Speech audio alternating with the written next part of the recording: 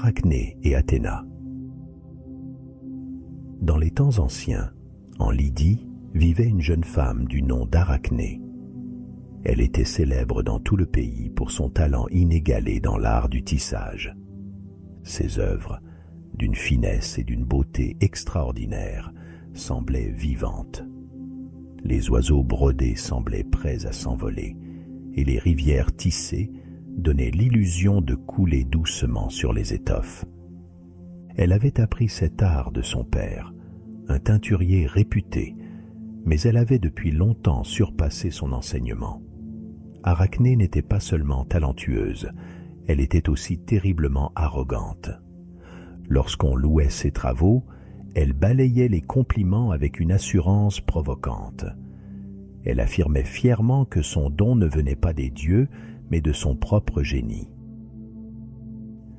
Lorsqu'une vieille femme, une tisseuse expérimentée, lui conseilla de rendre grâce à Athéna, la déesse des arts et de la sagesse, Arachné éclata de rire. « Athéna, railla-t-elle, qu'elle vienne donc, je la défie de me surpasser. » Ces paroles insolentes ne tardèrent pas à atteindre les oreilles d'Athéna. Outrée par cet affront, la déesse décida de répondre au défi. Elle descendit de l'Olympe sous les traits d'une vieille femme, voilée et humble, et se présenta à Arachné.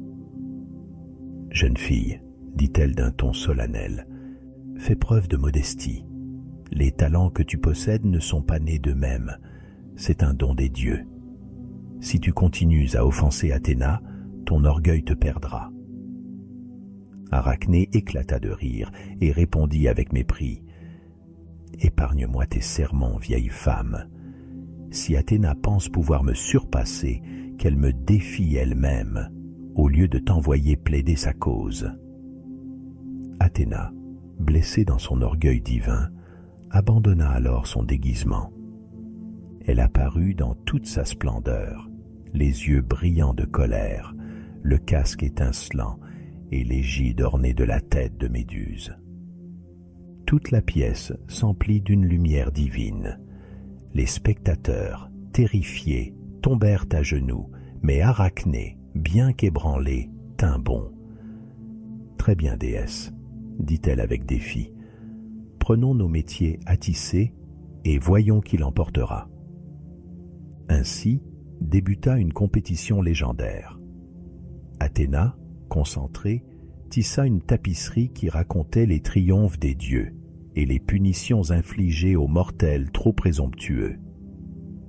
Les couleurs chatoyantes semblaient vibrer de vie, et chaque détail, des scènes de victoire aux expressions des personnages, témoignait de sa maîtrise divine.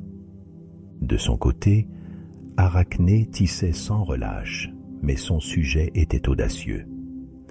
Elle représenta les dieux dans leur faiblesse, Zeus dérobant des mortels, Poséidon poursuivant une nymphe, Dionysos enivré et désordonné. Son œuvre était d'une perfection si saisissante qu'on aurait dit une dénonciation vivante des imperfections divines. Lorsque les deux œuvres furent terminées, les spectateurs restèrent sans voix. Même Athéna dut reconnaître que le travail d'Arachné était techniquement irréprochable. Mais la déesse ne pouvait tolérer l'insolence du sujet. Furieuse, elle déchira la tapisserie d'Arachné et, dans un accès de colère divine, frappa la jeune femme au front. Arachné, accablée de honte, comprit trop tard son erreur. Incapable de supporter l'humiliation et le courroux d'Athéna, elle tenta de se pendre.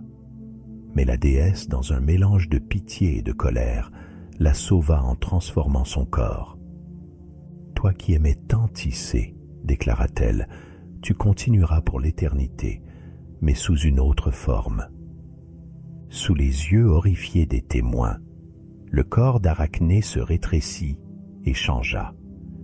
Ses bras devinrent des pattes, son dos s'arrondit, et bientôt, elle fut métamorphosée en araignée. Depuis ce jour, toutes les araignées tissent leur toile, perpétuant le talent d'Arachné, et rappelant aux mortels de ne jamais défier les dieux dans leur orgueil.